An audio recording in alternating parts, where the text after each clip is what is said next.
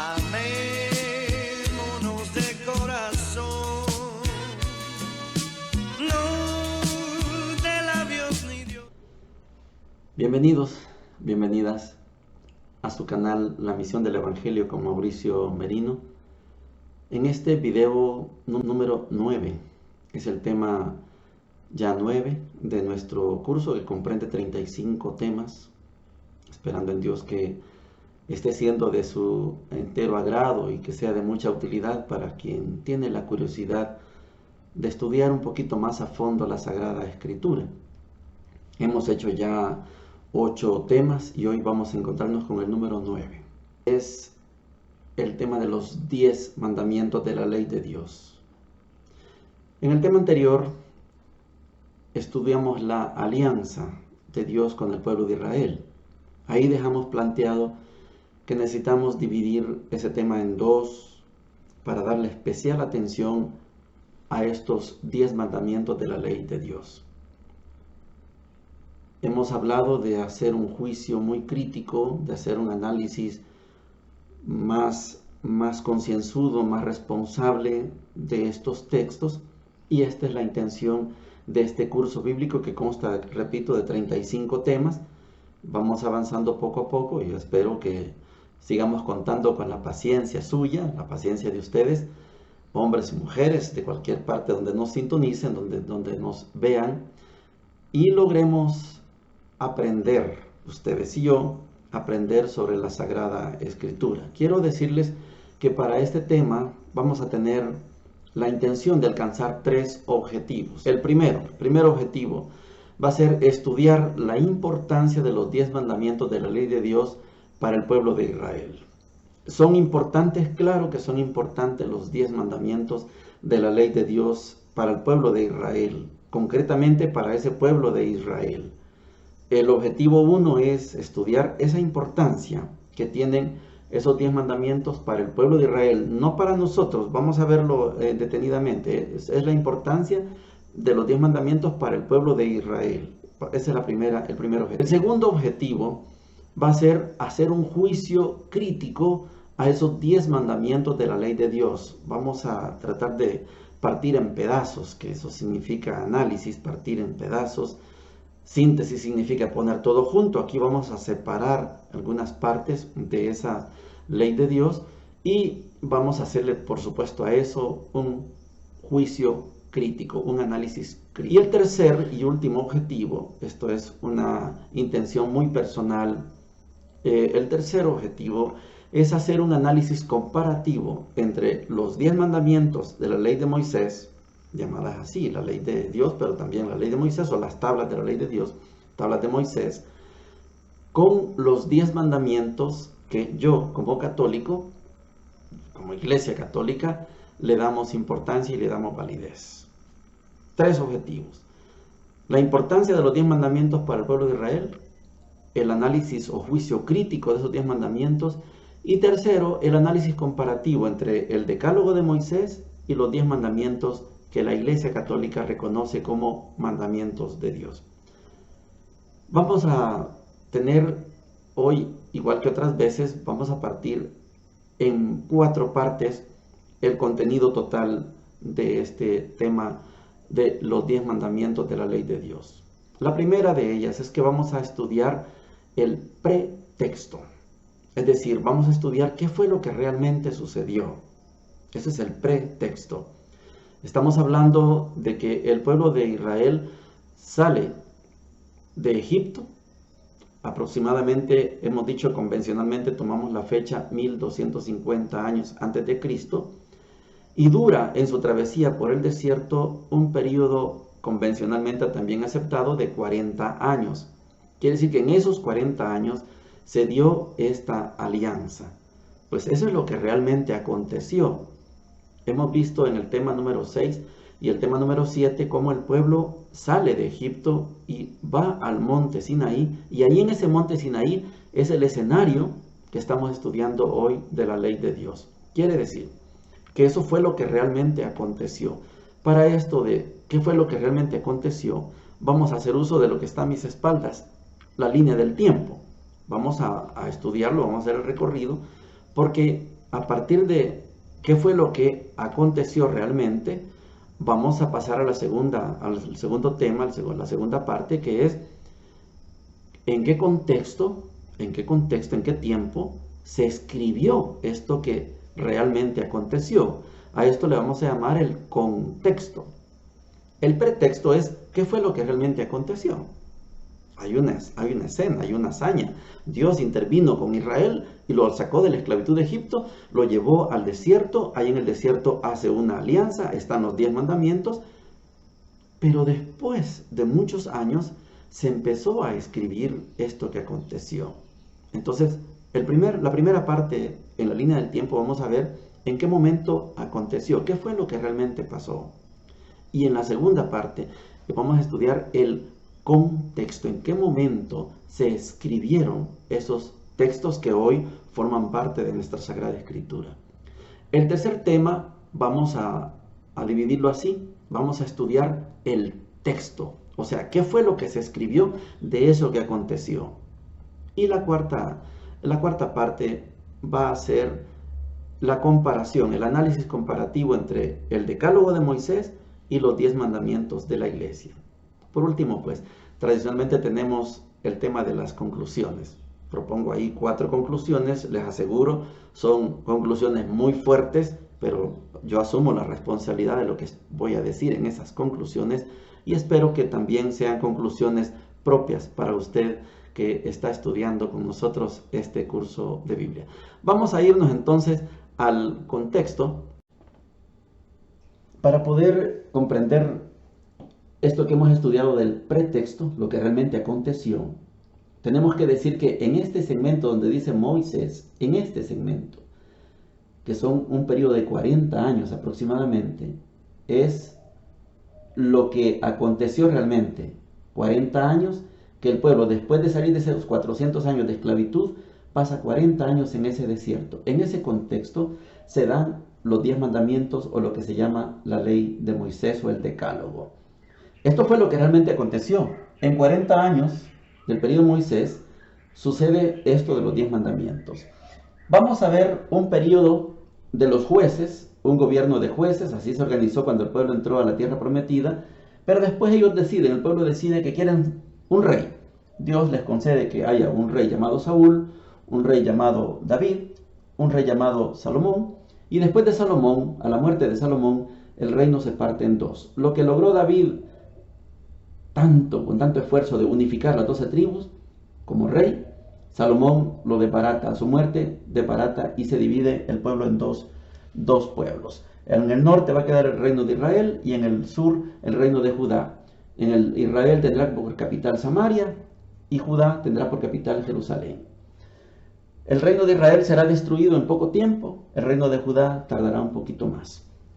Quiero que veamos y que nos ubiquemos en el tiempo del rey Salomón, porque en este momento, aproximadamente año 950, surge la primera tradición, la llamada yavista, año aproximadamente 950.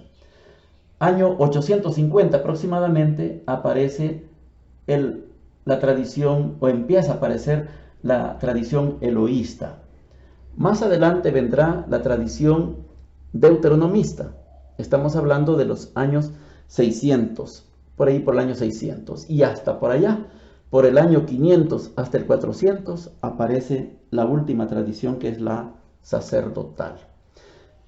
Esto es importante que lo tengamos en cuenta porque fíjense en qué momento suceden los acontecimientos, en qué momento se escriben o se empieza a escribir y en qué momento se logra redactar. Estamos hablando que todo quedó terminado en el año 400, o sea, pasó mucho tiempo para que pudiera escribirse lo que hoy tenemos como el Pentateuco. Vamos a continuar viendo ya el tema del texto, que nos vamos a detener un poquito más en ese contenido.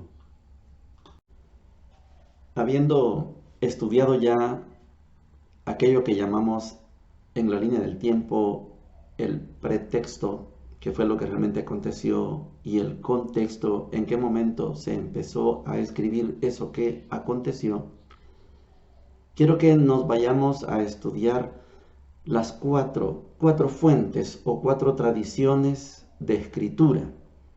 Las hemos visto en el tiempo. Hoy quiero que veamos algunos detalles. Vamos a invertir algunos minutos en esta presentación, en este contenido, porque es bueno que tengamos ese conocimiento para cada vez que vayamos a analizar, sobre todo el Pentateuco, los 5 primeros libros de la Sagrada Escritura, saber en qué momento aparece una u otra tradición.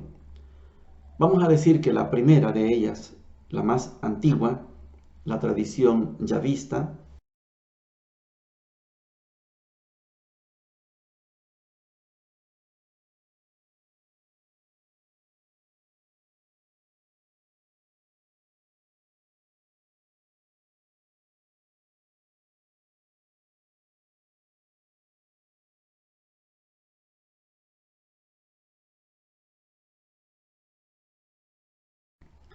es importante ver la manera como la tradición yavista trata a Dios, presenta a Dios como un ser humano, como un ser que siente, que mira, que oye, y por eso actúa de la manera que actúa.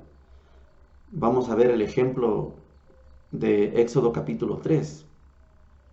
He escuchado el clamor de mi pueblo, tradición yavista. Dios escucha el clamor del pueblo.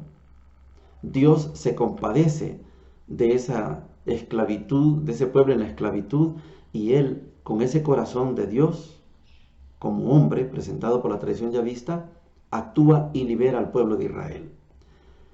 Tiene un especial interés en resaltar la importancia del reino del sur, de la tribu de Judá, y de todas las personas que se relacionan con esa tradición de Judá. Por eso la tradición yavista pone énfasis en Abraham, Isaac, Jacob. Fíjense que la tradición yavista es fundamentalmente por el reino del sur. Entonces la figura de Moisés no es sobresaliente, tan sobresaliente como Abraham, Isaac y Jacob. ¿Por qué? Vamos a pensar, ¿por qué es que sucede que esa tradición se concentra más en esas figuras del reino del sur, del reino de Judá? Porque en ese tiempo fue cuando se empezó a escribir, aproximadamente en el año 950 antes de Cristo. Significa que estamos en el período del rey Salomón. En ese tiempo aparece esta tradición. Por eso, cuando escuchemos o leamos un texto de la Sagrada Escritura, fácilmente podemos distinguir que es yavista, porque deja bien parado, bien sentado el personaje Abraham, Isaac, Jacob y sus 12 hijos, y también la importancia de ese reinado de David, de Salomón y hasta Roboam. Hasta ahí va a llegar esta tradición yavista, más o menos al año 922. La segunda tradición, que es bueno tomarla en cuenta, se llama tradición elohista. Esta tradición elohista es porque a Dios lo llama Elohim o Elohim. No lo llama Yahvé como la yavista, sino Elohim. Y en algún momento, cuando se mezclan estas dos tradiciones, hay un momentito en que la tradición elohista renuncia al nombre de Dios de Elohim y le reconoce el nombre de Yahvé. Algunas Biblias no usan la figura del nombre Yahvé, usan la figura del nombre Jehová, pero es una semántica de letras con consonantes, con vocales o sin vocales. Entonces, si es sin vocales, pues es Yahvé. Si es con vocales, va a ser Jehová, porque ya hay vocales en medio de las letras principales del nombre de Yahvé. Esta tradición es paralela a la yavista, por eso fácilmente vamos a ver una especie de repeticiones. Ya lo dijo la tradición yavista, y yuxtapuesto a la par del yavista aparece el elohista. Por eso aparecen a veces como dos narraciones. Esto va a ser importante que lo vayamos descubriendo en los textos. Esto de la tradición elohista la vamos a encontrar en una tercera parte del Génesis, en la primera parte del Éxodo y algunos fragmentos en los Números. Vamos a decir que aquí se describe a un Dios parecido a un ser humano, pero con menos connotaciones como la yavista. La yavista es mucho más presentadora de un Dios humano, de un Dios que siente, que huele, que oye, que habla, pero va a tener su propia característica también. Esta tradición se centra no en el sur como la yavista, sino en el norte. Le da más importancia a lo que aconteció en el norte del Israel, que se llama la capital de Israel es Samaria. Entonces todo lo que tiene que ver con Samaria está tratado en esta tradición eloísta. Más o menos fue escrita 100 años después de la tradición yavista. Por eso hay una gran diferencia entre lo que cuenta la yavista 100 años antes que lo que cuenta la tradición eloísta 100 años después. Hay 100 años de diferencia entre una y otra aproximadamente. La tercera tradición es la tradición, se llama deuteronomista. Esta tradición está concentrada más en sermones, en discursos. Es un Deuteronomio. Deuteronomio significa segunda ley. Por lo tanto, el Éxodo queda como un texto de la primera ley y la deuteronomista queda como la redacción de una segunda ley. Se encuentra en la mayor parte del libro del Deuteronomio. El término distintivo de esta tradición deuteronomista es que llama a Dios no Yahvé, no Elohim, sino que lo llama Eloainu, o sea, Yahvé Eloainu, que es una tradición como el Señor nuestro Dios. Esto es importante porque recuerde usted que el pueblo de Israel, estando en la esclavitud de Egipto, se empezó a conformar como pueblo. Y cuando toma conciencia de pueblo, Dios escucha el clamor de ese pueblo y Dios lo saca de la esclavitud. Y en el desierto, pasando el Mar Rojo, en el desierto Dios hace de ese pueblo su pueblo.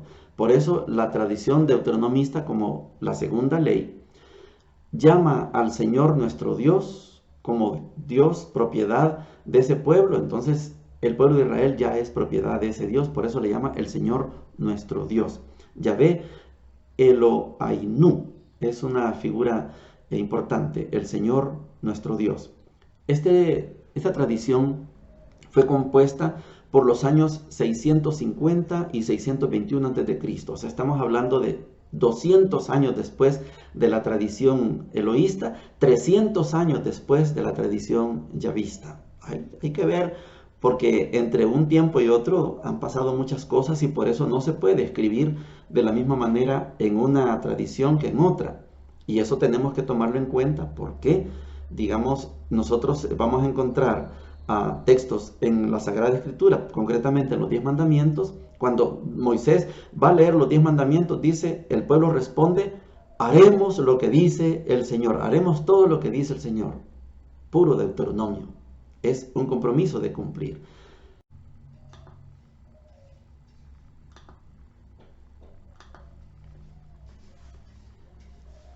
Hemos llegado a esta sección donde vamos a hacer una comparación entre el decálogo de Moisés y los mandamientos que acepta la iglesia como ley de Dios, mandamientos de la ley de Dios según la iglesia.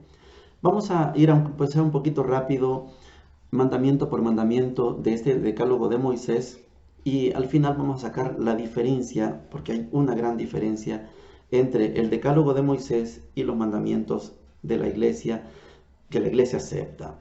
Primer mandamiento, estamos en el Éxodo 20, versículo 3. No tendrás otros dioses aparte de mí. Mandamiento directo primero. Segundo mandamiento es largo, del 4 al 6 del Éxodo 20, dice, no te harás una imagen, figura alguna de lo que hay arriba en el cielo, abajo en la tierra o debajo de la tierra.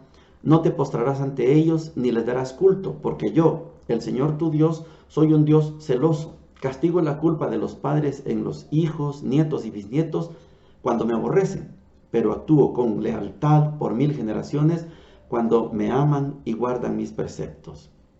Ese es el segundo mandamiento. El tercero, no pronunciarás el nombre del Señor tu Dios en falso, porque el Señor no dejará sin castigo a quien pronuncie su nombre en falso. Este mandamiento tiene que ver con aquellos juramentos tradicionales que en tiempos de Israel se hacían en los tribunales. Yo juro que no he hecho tal cosa, pero si alguien era culpable y decía yo juro, Dios maldecía a ese que juraba en falso. El mandamiento número 4, estamos en los versículos del 8 al 11. Fíjate en el sábado para santificarlo. Durante 6 días trabaja y haz tus tareas, pero el día séptimo es un día de descanso, dedicado al Señor tu Dios. No harás trabajo alguno, ni tú, ni tu hijo, ni tu hija, ni tu esclavo, ni tu esclava, ni tu ganado, ni el emigrante que vive en tus ciudades, porque en 6 días hizo el Señor el cielo, la tierra y el mar, y lo que hay en ellos, y el séptimo descansó. Por eso el Señor bendijo el sábado y lo santificó. Este mandamiento es importante porque tiene que ver con un acto de justicia social. Yo sé que muchos no lo miran así. El cuarto mandamiento de la ley de Moisés es un acto de justicia. Hay que santificar el sábado, no tanto porque el sábado sea un día santo, es porque el pueblo que está esclavo en Egipto y es liberado, tiene que hacer un cambio radical en su vida. No puede trabajar todo el tiempo, debe haber un día de descanso para él, para sus sirvientes y también para sus animales. Los animales también necesitan descansar. Mandamiento número 5. Honra a tu padre y a tu madre, así prolongarás tu vida en la tierra del que el Señor tu Dios te va a dar. Honra a tu padre y a tu madre. Vas de camino a la tierra prometida. No has llegado, estás en el desierto, pero cuando llegues a la tierra prometida, vas a tener una bendición de parte de Dios por honrar a padre y madre. Sexto mandamiento, no matarás. Séptimo, no cometerás adulterio. Octavo, no robarás. Noveno, no darás testimonio falso contra tu prójimo. No solamente es no dar falso testimonio, es contra tu prójimo, hay que cuidar al prójimo. Y el décimo, que es el último en la ley de Moisés, no codiciarás los bienes de tu prójimo. Y hay un punto y coma ahí. No codiciarás los bienes de tu prójimo. Viene la lista de los bienes del prójimo. No codiciarás los bienes de tu prójimo. No codiciarás la mujer de tu prójimo, ni su esclavo, ni su esclava, ni su toro, ni su asno, ni nada que sea de él. Esto es lo que marca la diferencia entre el código de Moisés, de esos 10 mandamientos, y los mandamientos de la iglesia, que la iglesia católica acepta como ley de Dios. Vamos a los mandamientos de la ley de Dios según la iglesia católica. Primero, amarás a Dios sobre todas las cosas. Hay una modificación del contenido con Moisés, porque Moisés habla de no tendrás otros dioses aparte de mí. Aquí la iglesia lo traduce como amarás a Dios sobre todas las cosas. No solo hay que tener un Dios, hay que amar a ese Dios sobre todas las cosas. Segundo mandamiento, no tomarás el nombre del Señor tu Dios en vano. Se quitó el número 2, que era el de no te harás imágenes, ya vamos a explicar.